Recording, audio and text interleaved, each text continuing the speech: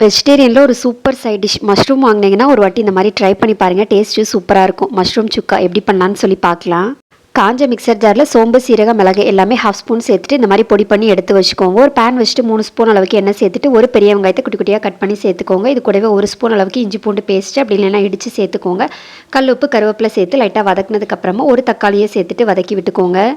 வெங்காயம் தக்காளியில் ஓரளவுக்கு வதங்கினதுக்கப்புறமா கொஞ்சமாக மஞ்சள் பொடி, 3/4 ஸ்பூன் அளவுக்கு மல்லிப்பொடி, காரத்துக்கு ஏற்ற மாதிரி வத்தல் பொடி, 1/4 ஸ்பூன் அளவுக்கு கறி மசாலா சேர்த்துட்டு நல்லா மிக்ஸ் பண்ணி விட்டுக்கோங்க. இப்போ இதோட பச்சை ஸ்மெல்லாம் போகட்டும். நாளைக்கு ஒரு பாக்கெட் அளவுக்கு மஷ்ரூம் எடுத்திருக்கேன். அதை இந்த மாதிரி க்ளீன் பண்ணி கட் பண்ணி எடுத்து வச்சுக்கேன். ரொம்ப குட்டியாகவும் கட் பண்ண வேண்டாம். இந்த மாதிரி 1-2 கட் பண்ணிவிட்டு அதை அப்படியே உள்ளாடி சேர்த்துக்கோங்க.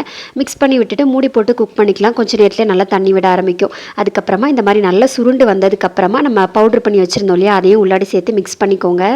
இப்போ ஸ்டவ்வை ஹை ஃப்ளேமில் வச்சுட்டு ஒரு 3-4 நிமிஷத்துக்கு குக் பண்ணி எடுத்தீங்க அப்படின்னா சூப்பரான மஷ்ரூம் சுக்கா ரெடி. கண்டிப்பாக ட்ரை பண்ணி பாருங்கள். சூப்பராக இருக்கும். இன்னொரு வீடியோவில் பார்க்கலாம். பாய்.